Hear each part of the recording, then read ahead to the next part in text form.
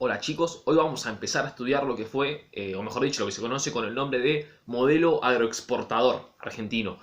Por lo general el modelo agroexportador se lo suele encerrar, por así decirlo, o catalogar entre los años 1880 hasta 1930, hasta la crisis, lo que pasó después de la crisis del 29. Pero en realidad no es que en 1880 empezó el modelo agroexportador, que se despertaron el 1 de enero de 1880 y dijeron, bueno muchachos, a partir de hoy arrancamos el modelo agroexportador, así que todos atentos, todos a sus puestos. No, en realidad el modelo agroexportador se vino gestando, se vino elaborando desde mucho tiempo atrás, desde varios años anteriormente. Por eso hay que estudiar bien qué significa el modelo agroexportador, ver qué consecuencias al corto plazo trajo y consecuencias a largo plazo también. Y las consecuencias obviamente no solamente son económicas, sino también que son sociales, son políticas, son culturales, pero bueno, es algo bastante amplio y por eso no lo podemos estudiar en un solo video o en una sola semana. Lo que nos toca ver ahora es lo que es el componente internacional o mejor dicho, el componente económico internacional del modelo agroexportador. Como ustedes saben, y si no lo están aprendiendo en este momento, no hay ningún problema. Siempre que hablamos de economía tendremos que hablar de dos tipos de mercados. Por un lado está el mercado externo, o sea, lo que yo produzco para poder exportar o lo que yo importo de otro país del exterior. Y también está el mercado interno, lo que yo produzco para personas de mi propio país. Yo en otro curso daba el ejemplo del mate. Por ejemplo, si yo quiero ponerme a producir mates, lo más probable es que yo lo venda en mercado interno, a las personas de mi propio país. Porque es una costumbre muy argentina tomar mate. Sí, puedo llegar a exportar, no sé, a Uruguay, a Paraguay, al sur de Brasil, a algunos lados puedo llegar a exportar. Pero principalmente yo estoy pensando en un mercado interno. Ahora, si yo pienso, no sé, en producir un producto que no se consume acá en Argentina, pero que se consume en otro lado del mundo, bueno, yo lo creo, lo produzco para poder exportarlo. Entonces yo estoy pensando en el mercado externo, estoy pensando en las personas de otro país que consumen esos productos.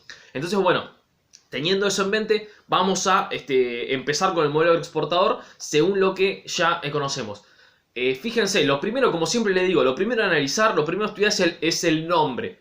¿Por qué se llama modelo agroexportador? Bueno, hay que analizar esas palabras. Agro viene de agrícola, de las cuestiones relacionadas con la producción agrícola en el campo, con la producción agrícola y ganadera, también la siembra de distintos alimentos, cereales y la cría de distintos tipos de ganado. Y exportador porque esas cosas, o sea, esos productos que se siembran, lo que se crían, no están pensados para el mercado interno, sino están pensados para exportar. Por eso se lo conoce el nombre del sistema agroexportador. Lo que nos toca analizar hoy entonces es esta relación de mercado internacional del sistema agroexportador.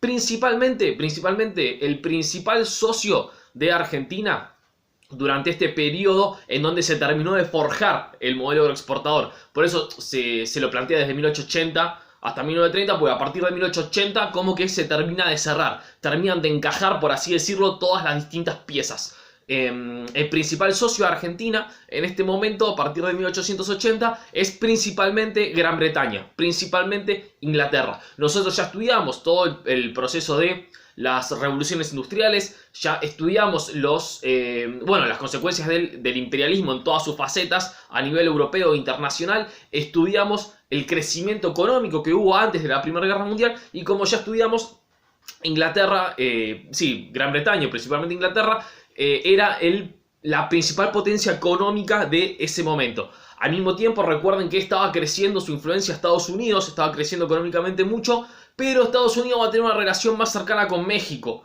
económicamente. Traer cosas hasta Argentina es una logística bastante complicada, queda bastante lejos de Estados Unidos. Con México es otra cosa, pero eso lo dejamos para más adelante, cuando estudiemos el caso mexicano, que es muy interesante también.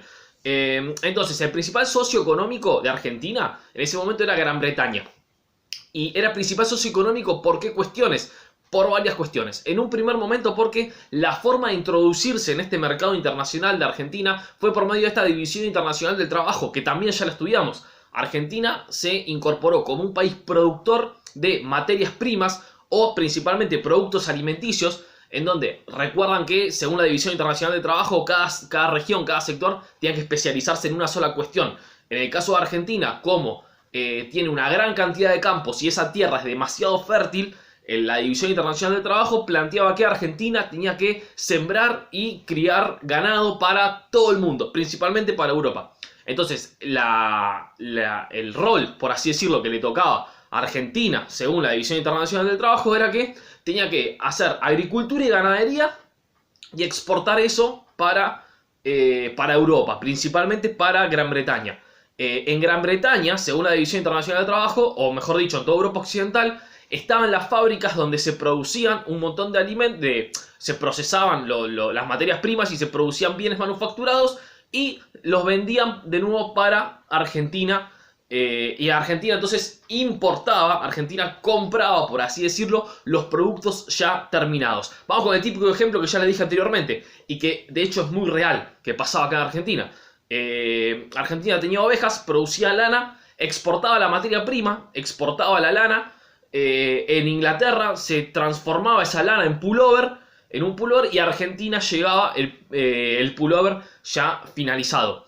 Recuerden que en la teoría, la División Internacional de Trabajo planteaba que en la teoría todos salían ganando, porque ese pullover en teoría era el precio más barato que podía haber, que se producía en las fábricas europeas, y que la ganancia de los países periféricos era por la cantidad. Bueno, si Argentina quiere ganar más dinero, tiene que vender miles y miles de toneladas de lana, y de esa manera, vendiendo más lana que los pullovers que compra, por la cantidad va a tener mayor cantidad de ingresos, y eso va a hacer que su economía crezca. Lo que en la práctica terminó sucediendo, recuerden que nosotros estudiamos la órbita de la producción y la órbita de la circulación, lo que produce más dinero, lo que produce más riquezas, lo que produce mayor cantidad de bienes, es la transformación de las materias primas en bienes procesados, en bienes ya manufacturados, y que esa riqueza se quedaba principalmente en los lugares donde había fábricas. Entonces, después de haber retomado esto, vamos reordenando lo que vimos hasta el momento. El modelo agroexportador, entonces, Argentina exportaba productos agrícolas y ganaderos, principalmente a Europa, e importaba los productos terminados. Ahora, ¿solamente importaba los productos terminados? No, también había otro tipo de relaciones comerciales, principalmente con Europa y con Gran Bretaña, como dijimos. Por un lado estaba la cuestión financiera, que ya lo estudiamos un poquito también. ¿Se acuerdan de la época de la presidencia de Avellaneda que estuvimos viendo? Que Argentina tenía un montón de deudas y que había dicho el presidente Avellaneda, que Argentina va a pagar esas deudas con la sangre y el hambre de los argentinos. Que si se tienen que morir de hambre todos los argentinos para pagar esas deudas, se van a morir de hambre todos los argentinos y vamos a pagar esas deudas. Bien, eso, bueno, bien era lo que decía, eso es lo que decía Avellaneda, ¿no? Entonces, esos préstamos, ¿de dónde venía? ¿Quién me había prestado la plata a mí como Argentina? Principalmente bancos, por así decirlo, entidades financieras de Gran Bretaña. Entonces, de Europa llegaban no solamente los bienes terminados como los pullovers, sino que además llegaban lo que se llama como bienes de capital. El dinero que acá en Argentina se utilizaba para, por ejemplo, cercar los campos, para producir, mejorar el puerto, para hacer una vía de trenes y de esa manera aumentar la producción. Que no solamente yo pueda vender poca cantidad de lana traída en carretas desde el interior, sino que ahora yo tengo un ferrocarril que me permite traer toneladas y toneladas de lana. Yo tengo un puerto completamente nuevo donde puede entrar no solamente un barco, sino que puede entrar 10, 20 o 50 barcos. Entonces yo mando para Europa 50 barcos llenos de lana y me entra un montón de guita porque yo exporté una banda. Eso sería la importancia de los bienes de capital para el modelo agroexportador. Y por último, como ya lo dije anteriormente, la cuestión de las inversiones en maquinaria e infraestructura. Esa es la tercera cosa que venía desde Europa. Que principalmente esto se ve reflejado en los ferrocarriles. Esto lo vamos a estudiar mejor, lo vamos a desarrollar mejor en el próximo video. No sé si lo vamos a ver esta semana, la semana siguiente, cuando lo veamos. Porque los ferrocarriles van a ser fundamentales no solamente para que los productos del interior puedan llegar hasta la zona del puerto, sino también para comunicar los distintos mercados internos de Argentina. Pero no me quiero anticipar porque lo vamos a ver más adelante. Entonces, una vez analizado esto, una vez analizada la relación de Argentina con Europa, lo que nos toca ver es, que yo lo dejé a propósito medio ahí en el aire, es decir, bueno, ¿y qué productos vendía Argentina? ¿Qué productos vendía Argentina al resto del mundo y qué pasó con la economía de este momento? Principalmente lo que nosotros tenemos en la cabeza, o lo que por lo general siempre nos dicen o escuchamos en la tele en general, es que la Argentina principalmente exportaba carnes y cereales, lo cual no está mal, no es incorrecto, pero la exportación de carnes y cereales comenzó recién a partir de 1880 o 1890. Recién a partir de ahí la exportación de carnes y cereales se puso a la cabeza. Fue la exportación, los principales productos que más exportaron. En realidad el aumento de exportaciones empezó muchísimo antes, y el principal producto, el primer producto que se exportó masivamente, que se exportó muchísimo y que empezó a generar un ingreso de dinero, un ingreso de divisas muy grande, fue principalmente la lana. La cantidad de ovejas empezó a ver cada vez más. Mayor cantidad de ovejas. En Europa demandaban mayor cantidad de lana, pedían mayor cantidad de lana, entonces era muy redituable, era buen negocio poder comprar mayor cantidad de ovejas para exportar mayor cantidad de lana. Entonces, desde 1840 o 1850 aproximadamente hasta 1880, el principal producto argentino de exportación fue la lana de oveja. Se produjo, o sea, se exportó cualquier cantidad de lana, por eso yo les había subido ese cuadro la semana anterior, que ahora en otro video más adelante, en un ratito, lo vamos a analizar, para entender lo siguiente, que la exportación de lana fue hasta 1880 y recién a partir de 1880 se deja de lado la lana, empieza a disminuir la cantidad de ovejas y empiezan a aumentar la cantidad de vacas y la cantidad de cereales que se empiezan a exportar. Principalmente trigo, por ejemplo, entre otros. Trigo, harina, trigo y maíz puede ser, por ejemplo. Entonces a partir de 1880 empiezan a aumentar la cantidad de carnes, vacunas y cereales. Y lo último, para terminar este video. ¿Cuál era la intención, por así decirlo, o cómo se demostraba en el modelo agroexportador el crecimiento económico? El crecimiento económico, la intención, por así decirlo, de las personas que elaboraron este sistema, este modelo agroexportador, era la siguiente.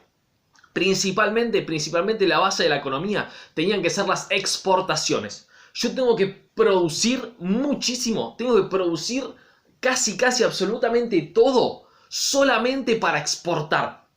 Una vez que yo exporto todo lo que produzco, vamos con un ejemplo más sencillo, más fáciles.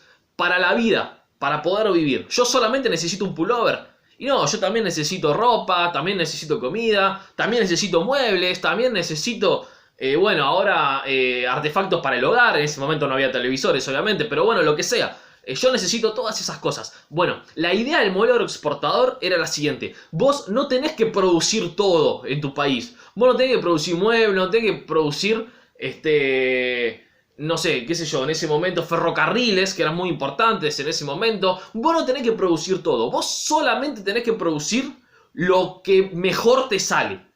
Lo que tenés la ventaja económica y lo que mejor te sale. En el caso de Argentina, eran los productos agrícolas y ganaderos. Entonces, vos producís carne, cereales y lana para todo el mundo. Entonces exportás un montón de carne, un montón de lana, un montón de cereales. Y a vos te entra un montón de guita, te entra un montón de dinero porque vos exportaste una banda. Con todo ese dinero que te entró, con toda esa gran masa de dinero que te entró, vos ahí lo utilizás para comprar ferrocarriles, para comprar la ropa terminada, para comprar los muebles, para comprar el resto de las cosas. Entonces, el principal motor económico van a ser las exportaciones de productos agrícolas. Después vamos a ver otros modelos económicos en donde el principal motor va a estar pensado en el consumo o en la inversión. Pero bueno, eso nos toca analizarlo más adelante.